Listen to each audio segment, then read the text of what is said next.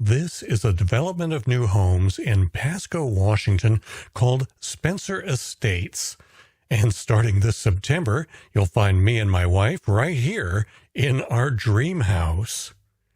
A year or two ago, this was farmland where they used to grow turnips, thanks to the abundant irrigation water available from the Columbia River. And in the distance, you can see that there's still lots of farmland in the area that hasn't been developed yet. Now, you can see that there's still a lot of work to do on landscaping around the outside of our house, but on the inside, things are about 99% complete.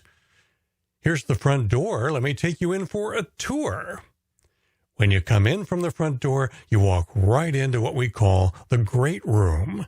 It's a big open space, including our living room area on the carpet there, as well as our kitchen and dining nook. The kitchen is hugely bigger than the one we've had in California. There's a brand new gas range with a convection oven. Notice the pleasant herringbone pattern on the tile backsplash. That was Kellen's idea. Off in the distance there, we'll have a table and chairs under that lamp in the dining nook. And there are dual sinks, as well as a dishwasher and lots of storage in the island. Notice how all the colors, from the walls to the cabinetry and everything else in the house, are all neutral earth tones, like brown, beige, mocha. It all works together nicely. Right off the kitchen and the dining nook, there's a walk-in pantry with lots more storage. And there's also a door from the dining nook that leads out to the back patio, where we'll have a table for outdoor dining. On that wall to the left of the fireplace will be our big 80-inch television. And on the left, that doorway leads to my office. Here's the view from inside my office. I like being right off of the great room. From my desk, I'll be able to look outside and see anyone coming down the street or up to our front door. My office is nothing compared to the space that Kellen will have to work in. This is her huge craft room, which will be full of sewing, embroidery, and quilting equipment. Just in this one room alone, we've put in 40 electrical outlets so that no matter what she wants to plug in or where she wants to have it, there will be no shortage of outlets. And there are multiple electrical circuits so she can run her big heat press at the same time as any of her other power-hungry gadgets. There's lots of natural light flooding in during the day and recessed overhead lights for working early or late. She'll have an exercise bike in this little corner of the room, and those sliding glass doors lead right out to the backyard. She's even got her own bathroom just for her. Right outside Kellen's craft room is the Mudroom with tile flooring. Straight ahead you can see the kitchen and great room. That door to the left leads out to the garage. This is probably more than twice the size of our garage in California. My car will be on the right with the big garage door opening. Kellen's car will be on the left with her own smaller garage door. I'm going to freeze the photo right here to point out those two doors on the left. The big one leads outside to the west side of the house. That little short one is not a doggy door. That's a door for model trains to get from the garage out to our yard. One other thing off the mudroom is our laundry room. It'll look better after the washer and dryer are installed. At this point, I've pretty much covered everything on the west end of the house, from Kellen's craft room to the mudroom, which branches off to either the garage or the laundry room, and then the kitchen. And just past the kitchen on the left is the entry to my office. And here in the great room, we've got the fireplace and that wall where our big TV will be. As we keep going, the entryway from the front door is on the left, and we come to a hallway here at the east end of the house, If we make a right turn right here, we enter the master bedroom. Now, Kellen and I are morning people. We love having the sun wake us up in the morning, so we picked this specific lot because it orients the master bedroom to face south. And in the mornings, the sun is going to come right through the glass of that big sliding glass door there. Now, of course, there may be mornings where we'll want to sleep in, so we're going to have blackout shades that can be lowered to block out all the light if we want to, but I don't think we're going to want to do that very often. And notice that there's a whole lot of patio right outside that sliding glass door. I've opened up the sliding glass door so I can walk through with the camera, and as we make a left turn out the door, you'll see the future location of our hot tub. Now, we've got a lot of landscaping still to do to make this area pretty, but eventually this is going to be one of our favorite places to relax in the backyard.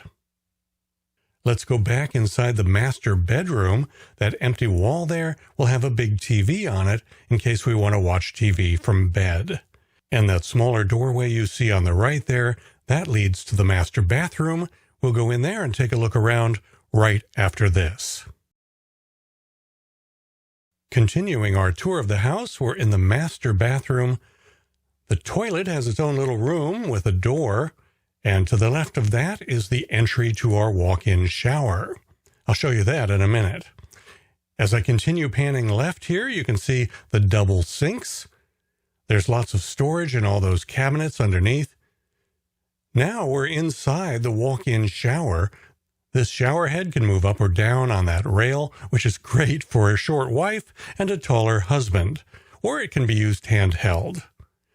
You can see the little window that lets in a lot of light, and there are recessed lights in the ceiling too. As I tilt up towards the ceiling, you can see where a rainfall shower head will be installed. They just hadn't installed it quite yet the day I shot this video. I really like the color of the tile on the walls. It fits in so well with the warm earth tone color scheme of the entire house. Back out to the master bathroom. To the left of the sinks is the entrance to our walk-in closet. This is such an upgrade compared to the closet we shared in the bedroom of our California house. It sure gives us plenty of space to store all of our clothes, and I like that it's off of the bathroom, not off of the bedroom. We're still not done. There's still a couple more rooms you haven't seen yet. The door on the right leads to the guest bathroom. Next to that is a door that leads to the guest bedroom. And next to that is a door that leads to a room where I'll store some of my video gear and photography stuff. Here's a look at the guest bathroom. You might be wondering who will be these guests that'll be staying with us. Mostly family and friends from California. Here's the guest bedroom.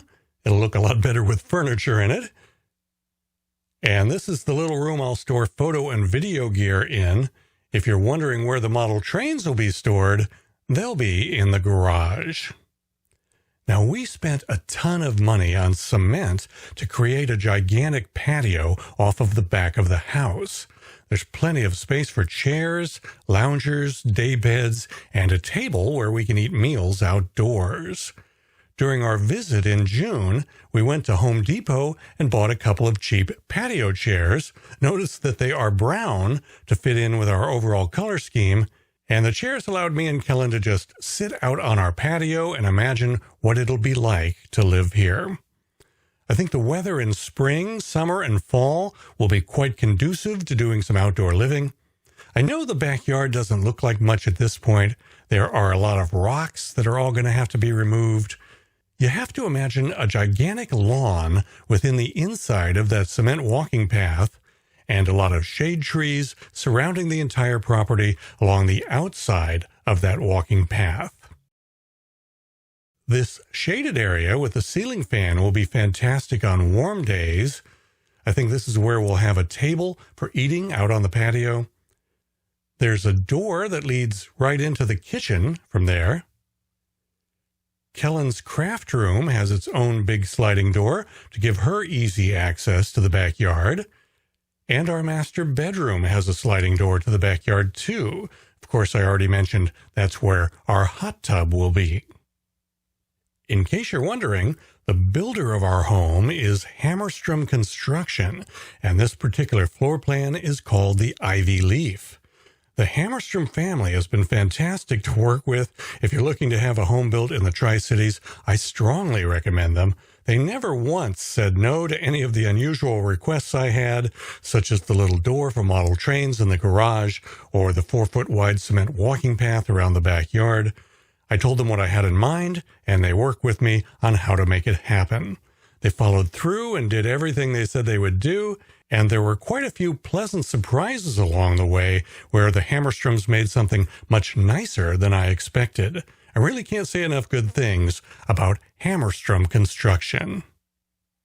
Well, there you have it. This is the state of our dream house as of June 2020.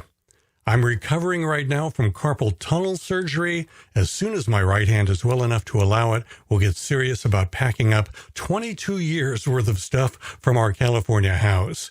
We're going to sell off a lot of it, throw away the junk, and put the rest in a big truck for delivery to Washington in the first week of September. I'm Jim Zim. Thanks for watching.